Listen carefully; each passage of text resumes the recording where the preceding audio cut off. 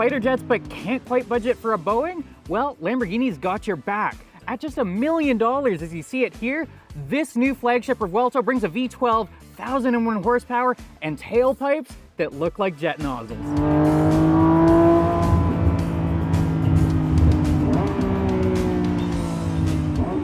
Enthusiasts were frankly stunned when Bugatti came out some 20-odd years ago with a 1,000-odd horsepower figure and $1 million price tag on its Veyron. Today, though, we sort of expect both of those figures from any serious supercar. And, well, as you can probably guess, the new Lamborghini Revuelto is a proper serious supercar.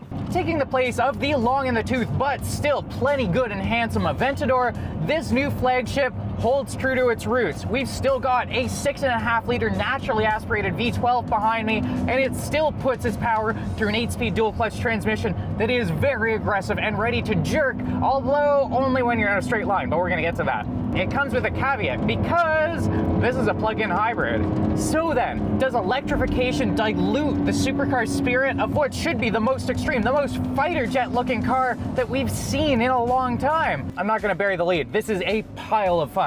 I've spent several hundred kilometers in this thing in the city and in the country over the last several days.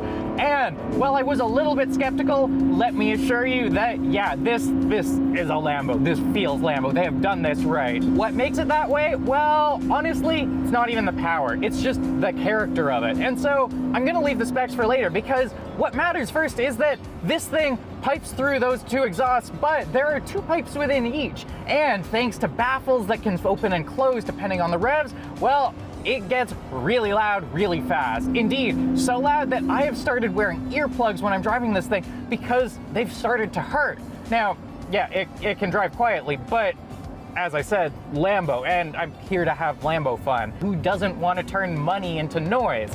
I've been through so much gas this week. My best yet, 30 liters per 100 kilometers indicated. That is tremendous consumption. And yeah, okay, Lamborghini, it's okay. It will only do 13 liters if you're being sensible, or actually 11.9 on the highway out here. But that's not the point of it. The point of it is to make it go, ah!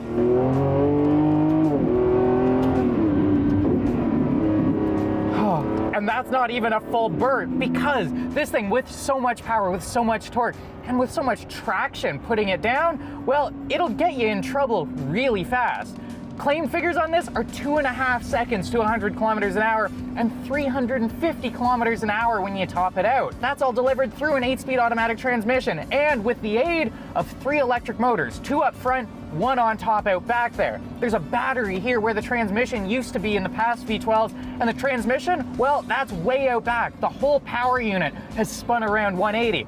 It's a curious configuration, and there's more. Oh my goodness. Okay, so it's silly, but whereas they used to talk about monocoques, now they're insisting that this is a mono fuselage, and okay, marketing, whatever. But it is cool because they've gotten even more clever with their use of composites. This isn't just a lot of extruded aluminum anymore. No, the nose on this thing is fully carbon now. That means it's lighter weight and it'll absorb more energy if you stuff it. Out back, supporting all of that power, we do still have an aluminum structure, but it's got some clever hollow castings that keep everything a little bit lighter. Those weight savings are important because, well, yes, we have gotten rid of the transfer case and the front differential like we had in the past. We have added the weight of a 3.8 kilowatt hour battery down here in between the seats. In that transmission tunnel, well, those energy dense pouches down here though will join the 814 naturally aspirated horsepower that you get at 9250 RPM from that gasoline V12 back there, and they will tug this thing along silently, front wheel drive, electrically if you so desire. You can scoot this thing silently, or you can hoon about and then make a really quiet exit. So what does that sound like? Well, this. I'm about to roll into town. I've just switched this into electric mode, and well, I'm in significantly less power band, just 177 horsepower here on the electric motors. I'm just cruising around front wheel drive without offending anyone, without it drawing attention to myself. Electric mode is interesting here though. While it's not especially powerful, it does represent the culmination of a lot of advancement we've seen in a lot of different types of battery powered cars. Out back, we've got a pretty traditional motor setup. It's a radial flux motor. Picture just a classic chunky pumpkin unit that's planted on top of the transmission, and which helps to augment everything, of course, but also helps to start the car or to regenerate power. Up front though, we've got the clever new things that we've tested in vehicles like the Ferrari 296 and the McLaren Artura. Those cars just used one of these axial flux or pancake style motors between the engine and transmission, but this one gets one on each side. That cuts out the complexity of a differential, but it also means a really compact, tight package that still leaves you more or less reasonable space up there in the front. As for the battery pack, it's not all that big. It's actually just barely more than half the size of what you would get in the Ferrari 296. But modern chemistry, as well as just limited need, because it's only providing a little bit of infill on that 814 horse, mean that they can keep it tight, and that means pretty brisk recharging. Plug it into the wall on a normal 120 volt outlet, Lamborghini says that it'll charge itself up in just half an hour. If you run it off the V12, well, there they claim 6 minutes. Now, my testing has not actually shown speeds this fast, but it's still reasonably quick. It's generally about 15 to 30 minutes to recharge off the engine when you set this to recharge mode in a higher drive setting. If you put it into the wall, well, honestly, I've done it, but you don't really need to, because you can just use the engine to do that. And like the Ferrari 296, before you park, you should do that, because the high voltage battery that's connected to that integrated starter generator, well, you're gonna wanna keep that above a quarter so that you've got juice to start it. Of course, the electronics go well beyond that, because in this modern car, we have modern infotainment. And that's unfortunate, because Lamborghini, bless their souls, makes a great engine, a phenomenal exhaust. This thing is so exhilarating to drive, but oh my goodness, the digital interfaces just aren't really all that good.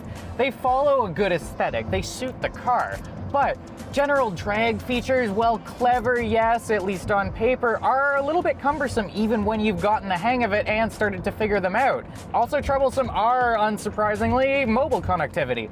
This thing has wireless Apple CarPlay and Android Auto, a nearly $4,500 option. Ahead of me, the digital cluster looks handsome enough, but its customizable panes don't hold their memory when you start the car, and if you don't switch it into the big mode before your phone connects, well then it's just going to show you a CarPlay logo. It won't give you the native map display in there, and it just looks silly and goofy. And guys, come on, why haven't we gotten this figured out for $1 million?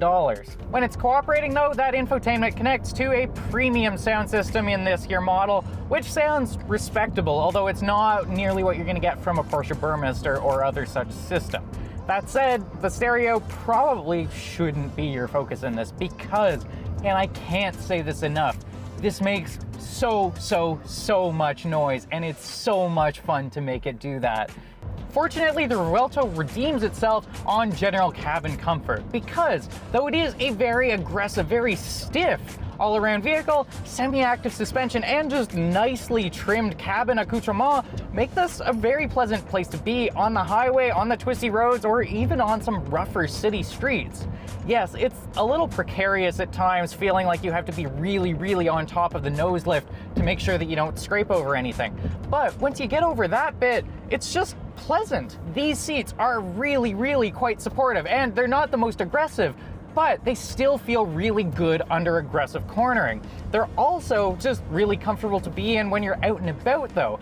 This is tourable, this isn't punishing, and that's really nice to feel. Controls that aren't in that annoying infotainment are really quite pleasant, because they're all on the steering wheel, and it's an interesting setup once you get the feel for it. Up here we've got knobs, variously for drive modes, for hybrid modes, for suspension and damping, and for aerodynamics, and a whole bunch of other shortcuts. We've also got some curiosities, like we've got our turn signals here on the left side of the steering wheel and our wiper controls over on the right. And then behind that we have fabulous feeling, hefty aluminum paddles that don't quite feel quite as beautifully damped as Porsche's, but are still miles ahead of really most others. Paddles are a really important touch point, and especially now that we don't get a stick to knock around anymore, it's surprising that they've been so overlooked in so many vehicles. But here, I'm quite pleased. Are there bits that I wish were different? Well, yes and no. You see, I have a bit of beef with that crazy power output and crazy acceleration figure, because you can't really truly floor this car a whole lot really anywhere. Yeah, you can take it to the track, but that's not where these cars are gonna live. And tootled around the back roads, it just becomes too much too fast. It feels kind of ridiculous to say in such a deliberately over-the-top car, but as a driving enthusiast, I do wish that this were a little bit slower. I wish that I had more than 2.5 seconds of full throttle glory before I was going to jail. But Lambo's whole thing is excess, is extremity, is a little bit more than you think you can tame. And it delivers on that. There's a lot of theater, there's a lot of spectacle to this. And even if you're just sitting in a parking lot revving it until the engine hopefully doesn't blow up, everyone around you who is on board with it is going to be having a pile of fun.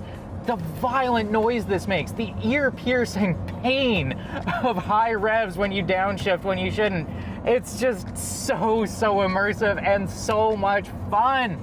This car is such a departure from what you think a PHEV would be. And while it's got its quirks, it's got its frustrations, it's comfortable, it's enjoyable, it is fast, it will do cool stuff on the track if you so desire, and it's polite when you need it to be. That's a pretty sweet combo, and I feel pretty fortunate to have enjoyed my time in it as much as I have. I wasn't sure what I was going to think of this car, but I've really come to like it. For Driving.ca, I'm Al Alder. For my full review of the Lamborghini Revuelto and for more test specs and all the rest, be sure to follow us online on Driving.ca.